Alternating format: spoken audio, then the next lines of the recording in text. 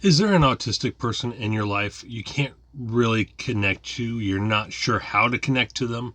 You don't know what they need. You don't know how to relate to them. You don't know if you're doing too much or too little for them. I've put together 6 pillars to help you understand what we need. I'm Shannon.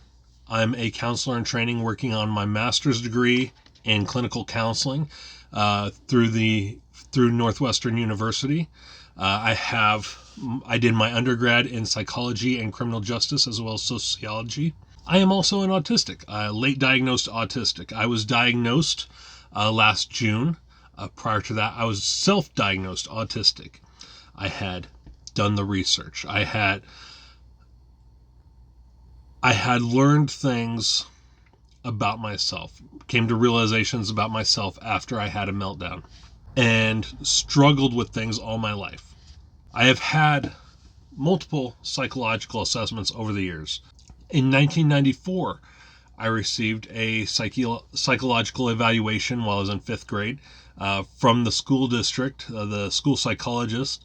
However, they were unable to diagnose me with anything because in 1994, the DSM-4 had just come out.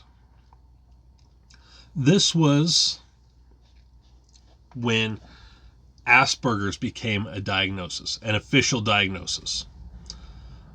So in 1994, when the DSM-4 came out, you had infantilized autism and Asperger's. Prior to this, the DSM-3 was in use. And during my evaluation, the DSM-3 was still somewhat in use because this was the year the DSM-4 came out. And in the DSM-3, it was just infantilized autism. And it was considered part of the schizophrenia spectrum.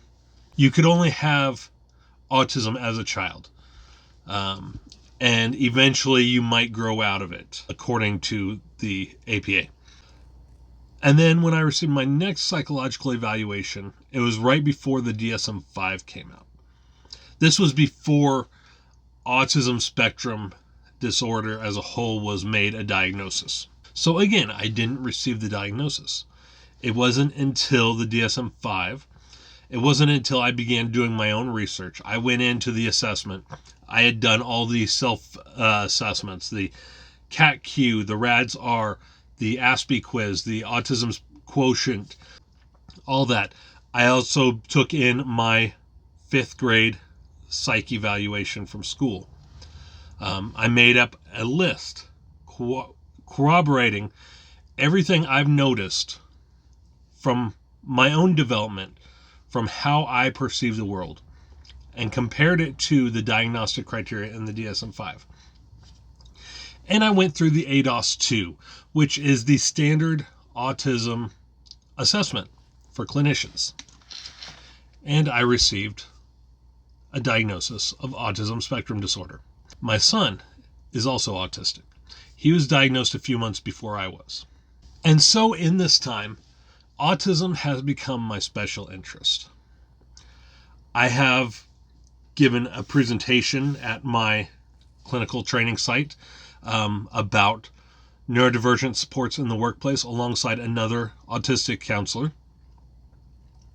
I've helped other clinicians understand autism a little bit better at my site. And now I want to try and help others understand autism a little bit better in order to help us connect. And so I've developed 6 pillars. These pillars are validation, inclusion, understanding, acceptance, equity, and respect.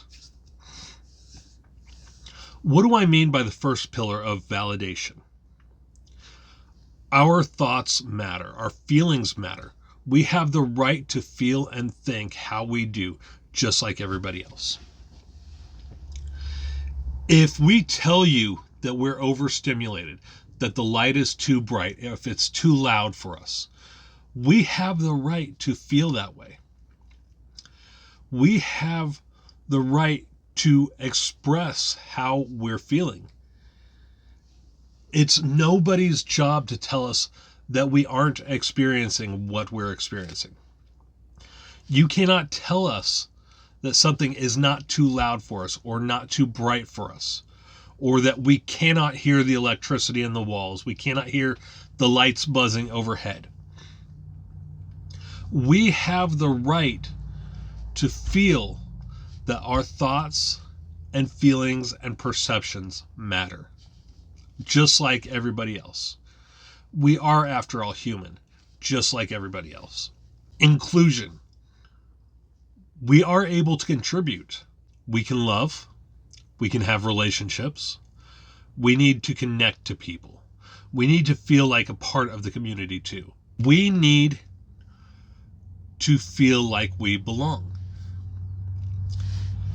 We shouldn't be forced to sit on the outside, to sit on the sidelines constantly, to be rejected by everybody around us, neurotypicals who believe that they're superior to us because their brains work a little bit differently than ours do. The only difference between us is that we didn't experience as much synaptic pruning during childhood development as the neurotypical or autistic individual. This means that we didn't lose these certain neurotransmitters that, generally speaking, are lost during development. So we take pleasure in things that other people may not. We process things differently. We may process things a little bit slower. We may think a little bit differently. We may find enjoyment in things that other people do not. We may have a childlike nature to us and find joy in collecting things, collecting objects from our childhood, collecting toys or stuffed animals or coloring or whatever the case may be. That doesn't mean that we should be rejected by society. We have the right to be included too.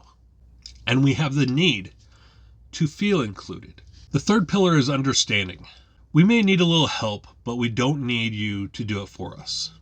We may have meltdowns or shutdowns, but we aren't throwing tantrums. Don't make fun of us for finding pleasure in things that you don't understand. Don't mock us or force us to mask. We have the right and the need to be who we are. We can't or shouldn't be shaved down or made to change to fit your perception of what's normal. Yes, we are that square peg that you're trying to fit into that round hole.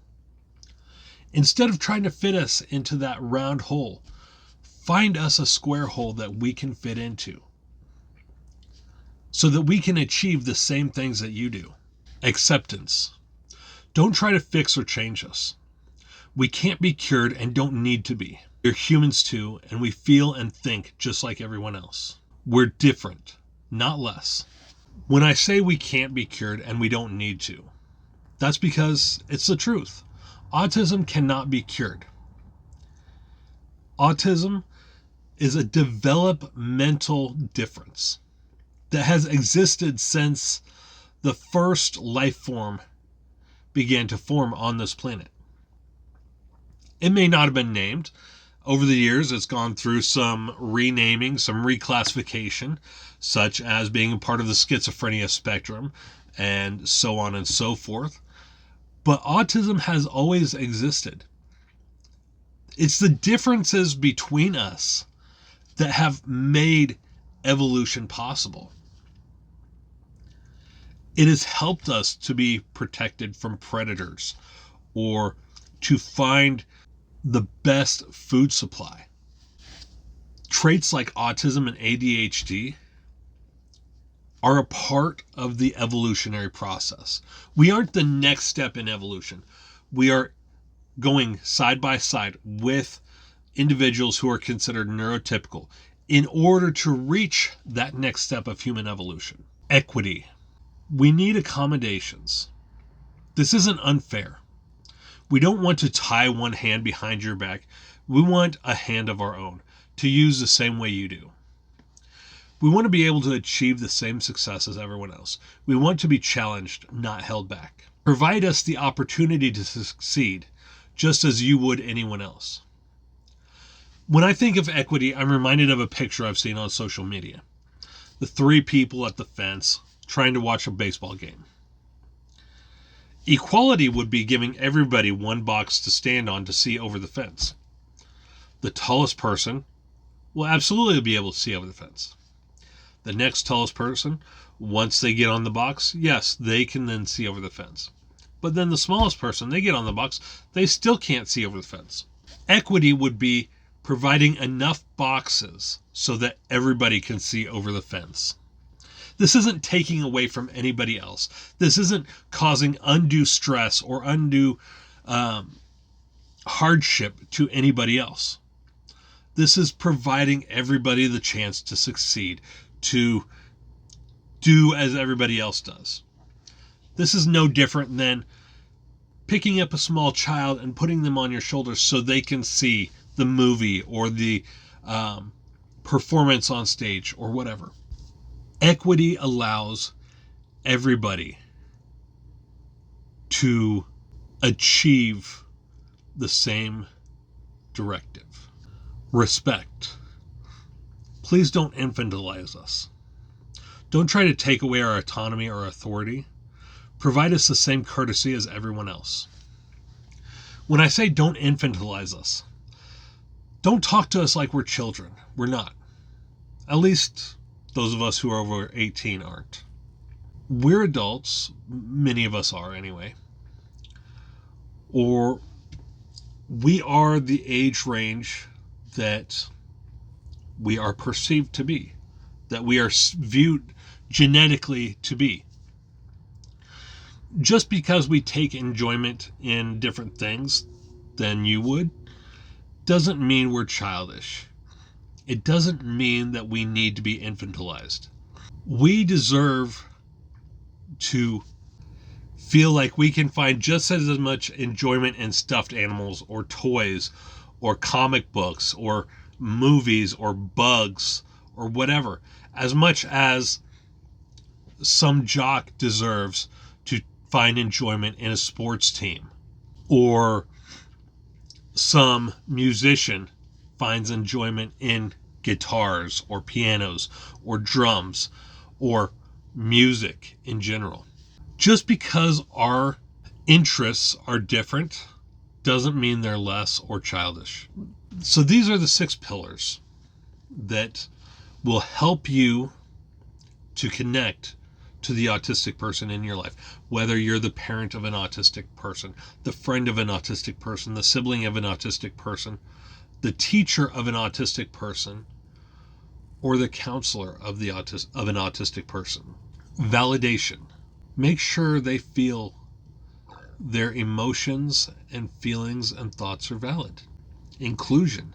Speak with them, not over them. Bring them into the conversation. Understanding. Try to experience the world the way they do. Or at least imagine what it would be like to experience the world they do. Acceptance. Take them as they are. They aren't less. They're just different. Equity. Bring them up to your level. You don't have to come down to their level. Bring them up to your level. See them eye to eye. They deserve to be challenged, not held back. Respect. Treat them as you would any other human being. Because we are.